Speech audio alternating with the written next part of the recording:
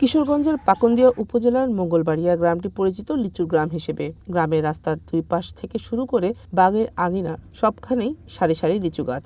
ফাল্গুনে এখন গাছে গাছে ফুল আর মুকুলের সমারোহ। ফুলের পরাগ থেকে মধু সংগ্রহে ব্যস্ত মৌমাছি। প্রকৃতির এই সৌন্দর্যে মুখর হয়ে উঠেছে পুরো গ্রাম। গ্রামের বেশিরভাগ মানুষের জীবন জীবিকা জড়িয়ে আছে লিচু চাষের সঙ্গে। মৌসুমের শুরুতে মুকুল আসার পর বাগান মালিকদের কাছ থেকে গাছ কিনে নেন স্থানীয় ব্যাপারীরা। পরে পরিচর্যা করে পরিপক্ক লিচু বাজারে বিক্রি করেন তারা।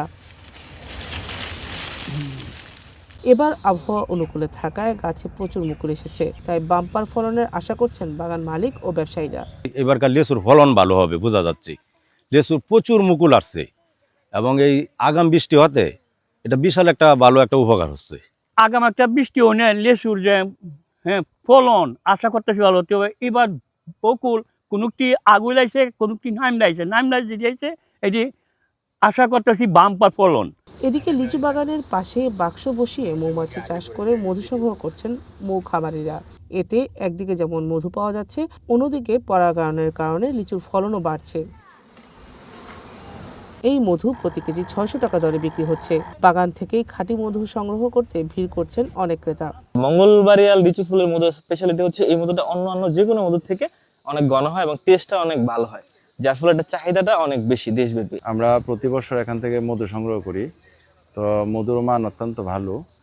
তো আশা করছি লিচুর পাশাপাশি মধু একটা ঐতিহ্যের স্থান দখল করবে।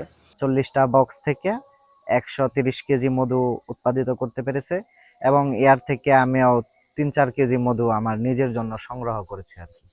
গ্রামে ছোট বড় মিলিয়ে প্রায় 10,000 লিচু গাছ রয়েছে। ফলন বাড়াতে আবারও মৌচাষীদের আমন্ত্রণ জানানো হয়েছে। কৃষি বিভাগের আশা চলতি মৌসুমে এখান থেকে প্রায় 3 থেকে 4,000 কেজি মধু সংগ্রহ করা সম্ভব হবে। প্রতি বছর প্রায় 6 থেকে 7 কোটি টাকার লিচু এই পাকুন্দিয়া থেকে বিক্রি হয়ে থাকে। লিচুর ফলন যাতে বেশি হয়, লিচু চাষিরা যাতে আরও বেশি লাভবান হতে পারে, সেই জন্য কৃষি ডিপার্টমেন্টের পক্ষ থেকে মৌ চাষিদেরকে আমন্ত্রণ জানানো হয়। এবছর মৌ চাষিরা এসছেন, প্রায় 275টি মৌ বাক্স ইতিমধ্যে স্থাপন করা হয়েছে। মৌমাছি থাকার কারণে লিচুতে পরাগায়ন ভালো হয়, পরাগায়ন ভালো হওয়ার কারণে লিচুর ফলনও বেশি হয়। পাশাপাশি প্রতি সপ্তাহে প্রায় 1000 থেকে 1200 কেজি মধু এখানে হারভেস্ট করা হয়ে থাকে। একদিকে লিচুর ফলন ভালো হচ্ছে, অন্যদিকে অত্যন্ত উপাদেয় এবং পুষ্টিকর বা ঔষধি গুণ সম্পন্ন মধু আমরা এখানে উৎপাদন করতে পারছি।